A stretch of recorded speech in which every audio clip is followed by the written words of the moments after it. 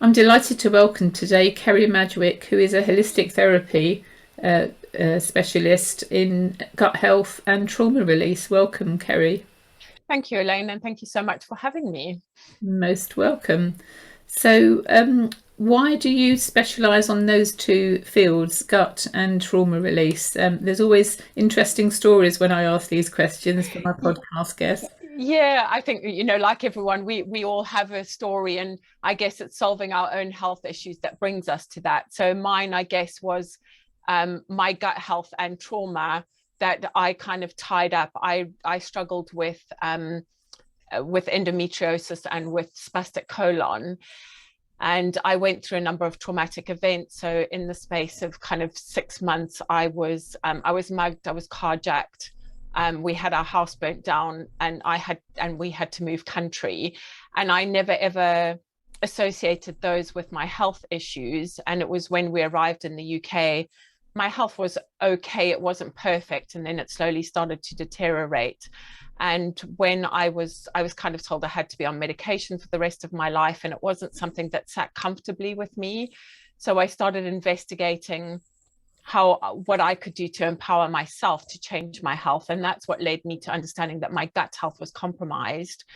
And in starting to heal my gut health, I then came to the realization that actually it was the stress and anxiety and probably the past trauma that had contributed to that. And I'm sure you have it when you work with your clients. I think we're taught to deal with one issue of you have a headache, take a pill, or you've got a sore foot, take a pill, but actually everything is connected. And I think it was then that led me, that was kind of the trauma and stress and anxiety was kind of the final piece of the puzzle for just getting myself back to optimal health. So, Wow, you said a lot there, and yeah. you said it very quickly. So I've written carjacked, burgled. What were the other traumatic things that you rattled So off? we had our house burnt down, and obviously we were it was all politically motivated, and then we were forced to leave the country that we lived in just because of the situation.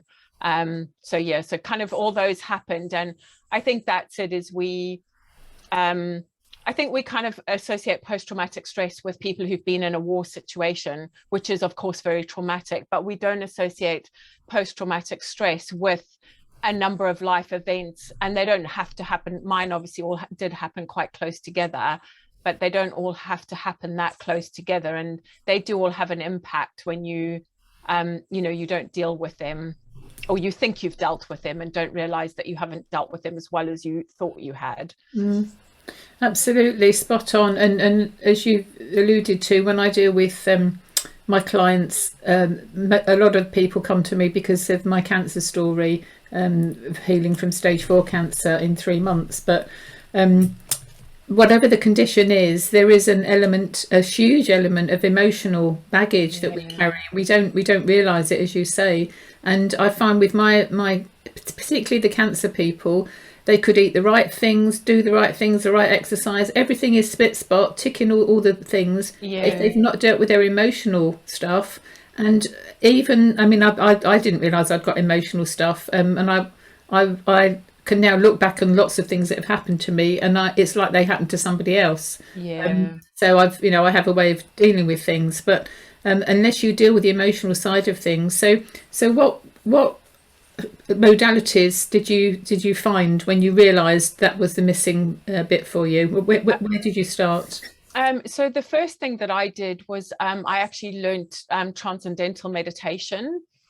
So I'd read a lot of literature around that. Well, I guess the story goes back to I went to a nutrition training, and it was in the middle of nowhere, kind of up the M4, I think, somewhere in the UK.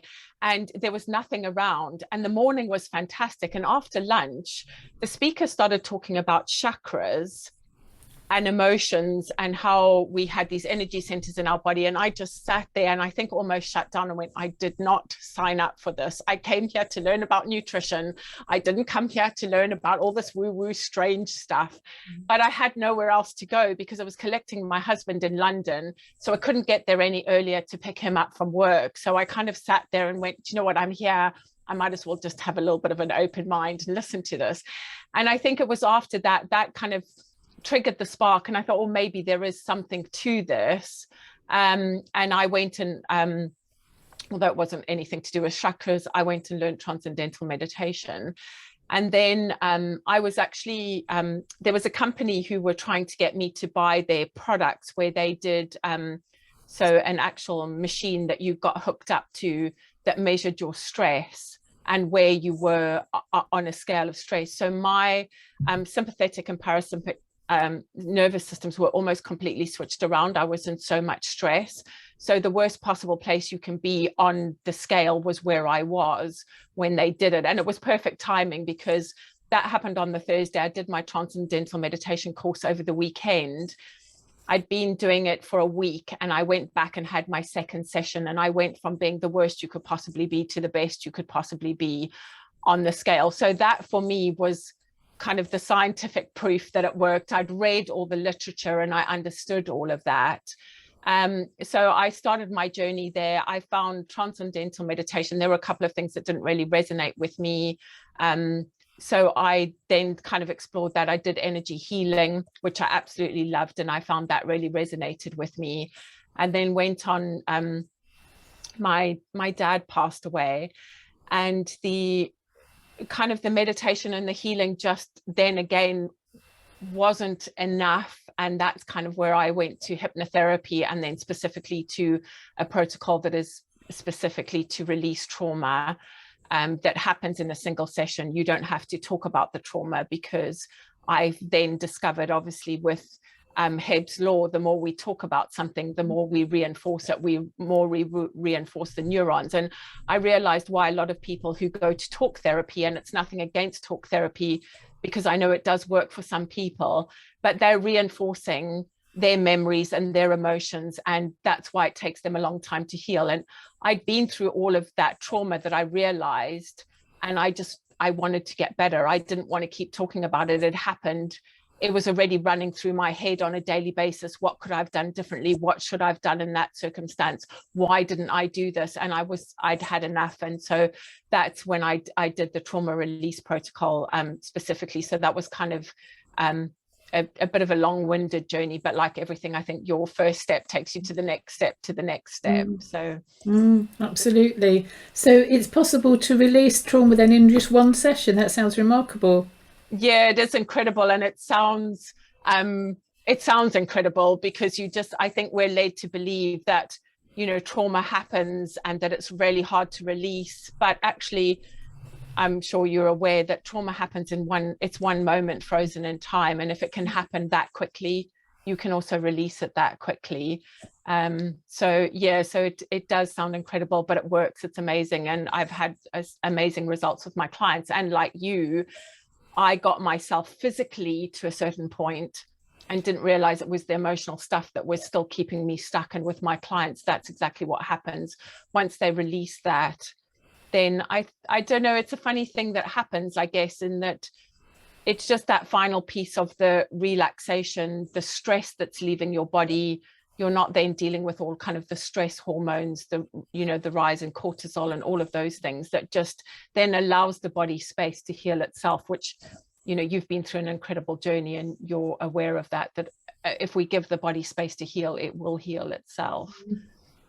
Absolutely spot on. We don't need to do an awful lot, really. We just need to be kind to ourselves and feed our body, with the right stuff, and feed our mind with the right stuff, and then hey presto. But I mean, that sounds very glib and very easy. And for some people it's very difficult, but it depends on the personality style of the individuals as well, which is part of what I specialise in as well. So you have an accent. It doesn't sound, I know you're based in Kent, it doesn't sound like a Kent accent to me. Where do you come from originally? I'm originally from Zimbabwe. So, and presumably that's where these horrible things happen to you, is it? Yeah. And I mean, there's loads of stories, things weren't that great for a while.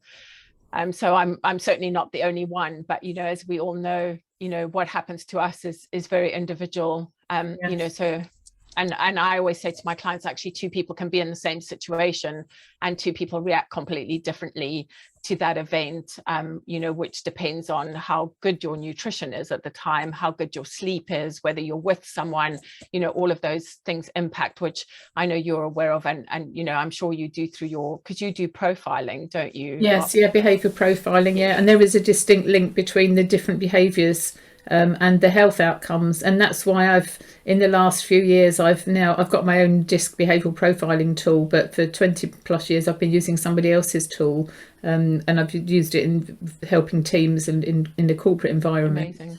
Amazing. But I've now got my own version which I've created that links to health, so it's possible I can look at somebody's behavioural profile report and tell what's wrong with them, just by looking at the different pattern shapes and so on. Yeah, it's just incredible, isn't it? And such a useful tool, I'm sure, to have that. Because I think we don't realize, do we, that our personalities and the way we view our world impacts, I think, not only our health, but what outcomes we'll search for our health as well. So yeah, absolutely.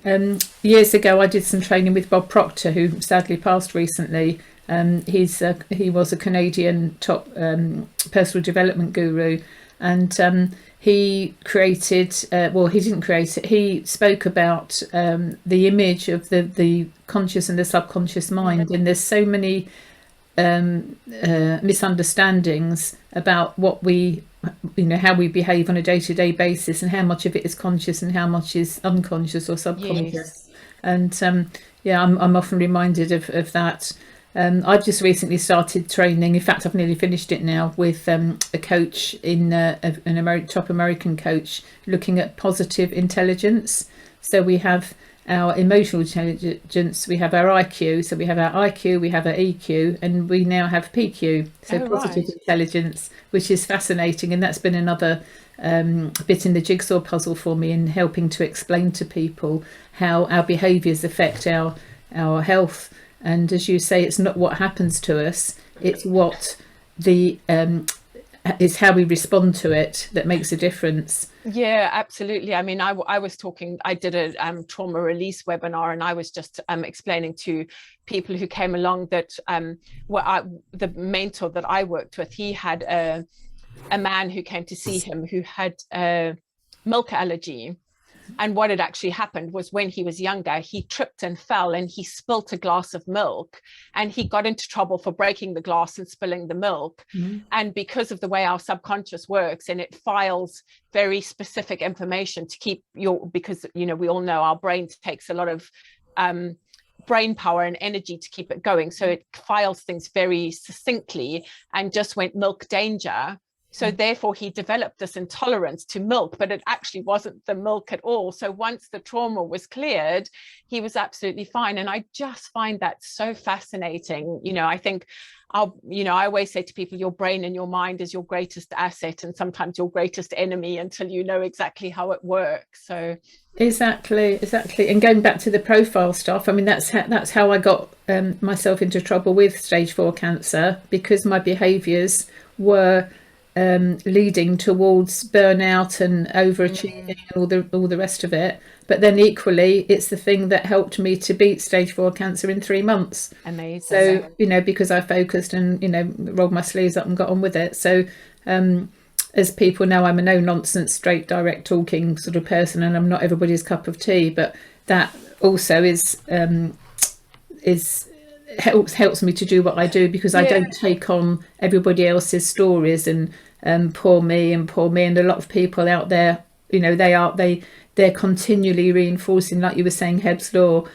What you think about, what you talk about is what you get, isn't it? Yeah, and I absolutely love that, because so often I'm kind of, I guess, your typical type A personality, and we're often told that it's not a good thing. It's almost like, perceived as, it's not a good thing to have a type A personality. But I love that flip, and that is what made you, or helped you heal, because you just had this single-minded focus. And I think I was the same. I decided I was going to get well, and I did everything. People say to me, I used to take my own food if we went to visit people, and people went, oh, you can't do that. I went, I can. It's my body, it's my health.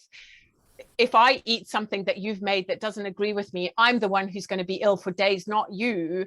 And people, I think, felt a bit affronted by that initially, but then they realized that I was dedicated to getting my health back on track. So so I absolutely love that. And I hadn't really put two and two together before about, sort of that personality type. So that's amazing.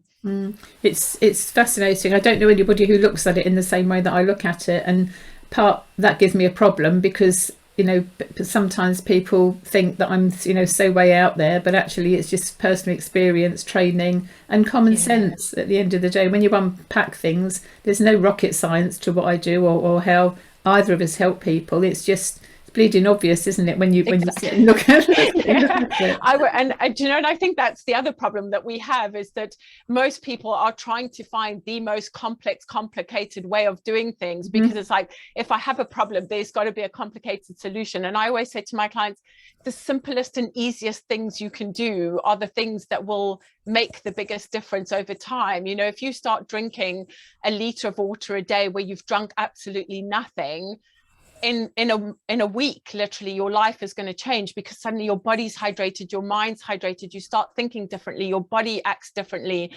And I think, it is true. It's just those simple things. It's not rocket science, but it's just helping people to see the simple things that make the biggest difference for them.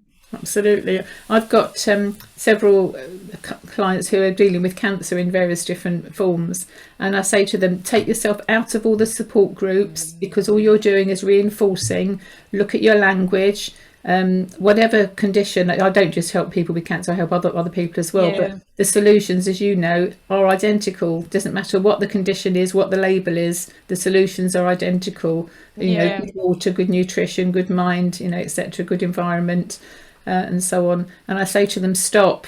One lady, I love her to bits, bless her, she's gorgeous, but she keeps, every few days I get emails, can I have this, can I do that, what if, and she's just going through that early transition of, I'm just saying, calm down, you don't need, stop looking, I'm researching, stop, that's what I'm here for, I've done it, I've been there.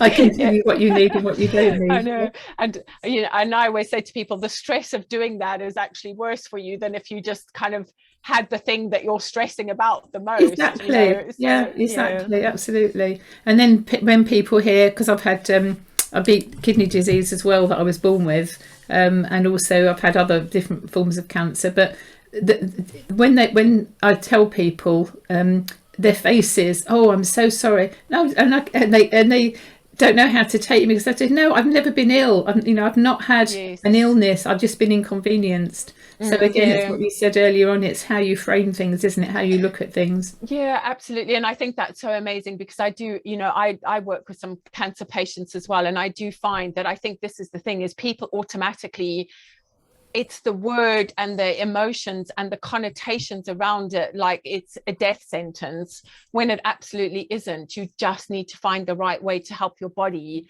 heal itself. And when we talk about that, I'm the same. I think of people who go to people who smoke, who go, I have an addiction. It's like, no, you don't. You have a really bad habit. You don't have an addiction, or people who go to, Alcoholics Anonymous and stand up and say, oh, my name is so-and-so, I'm an alcoholic. It's just like, you're just reinforcing that day in, day out, day in, day out. So, I agree. Yes, support groups can be helpful.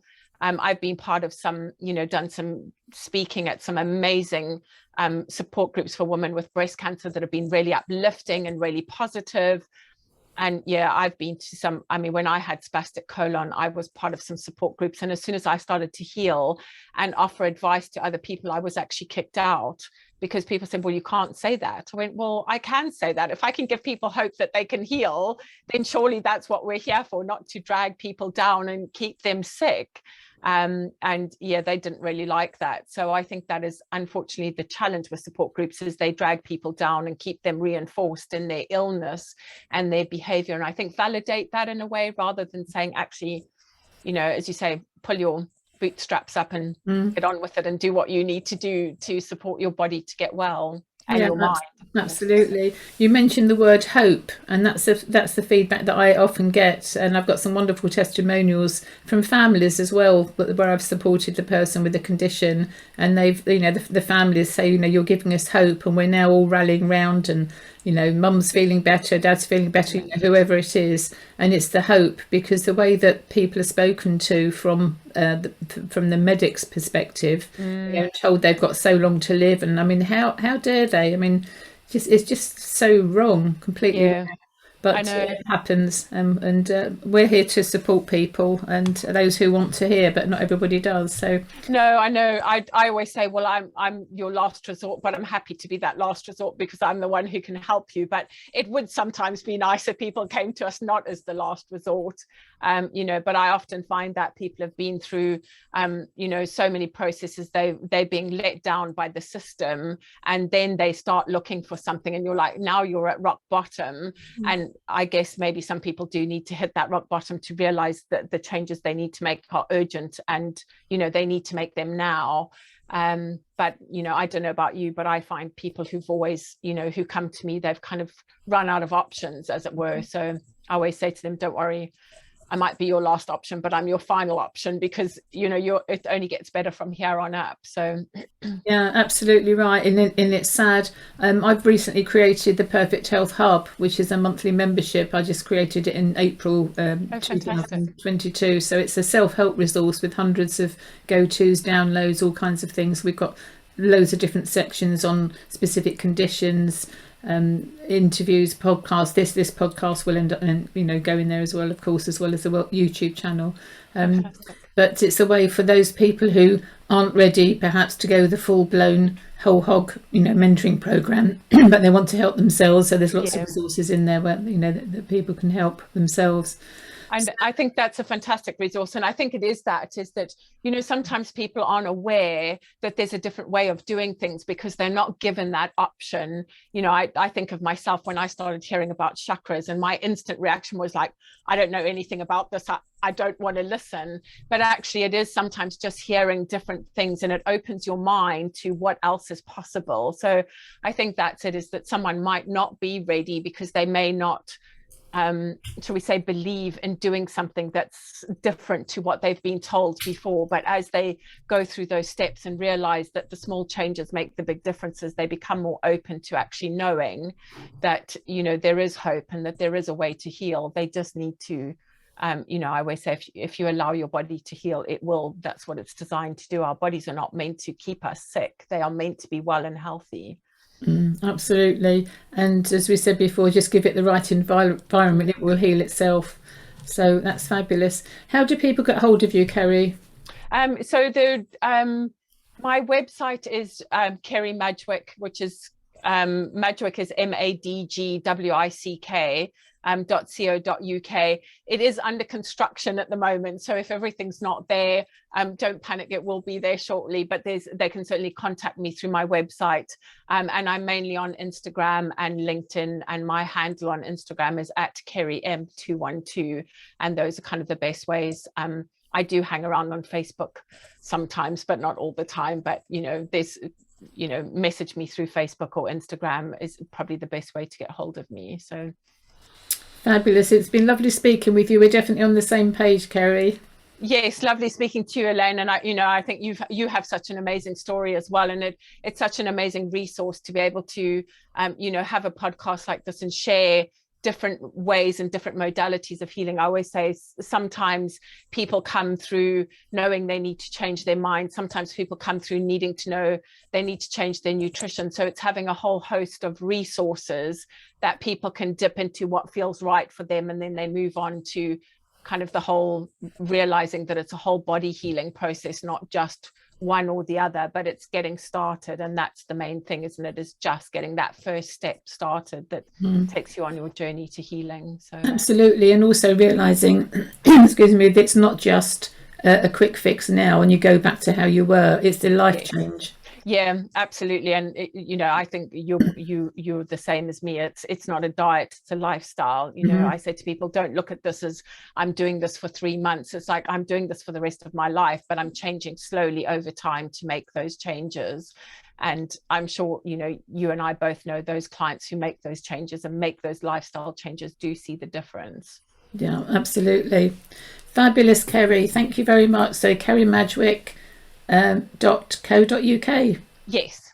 Fabulous. Thank you, Brilliant. Kerry. Thanks so much for your time, Elaine. I really appreciate it. You're most welcome.